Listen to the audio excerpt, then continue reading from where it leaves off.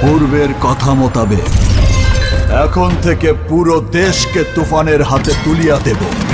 সে যা চাইবে পাইবে, যা করিতে চাইবে করিবে, তাহাকে কোনো কিছুতেই বাধা দেয়ার এখতিয়ার কেউ রাখিতে পারিবে না।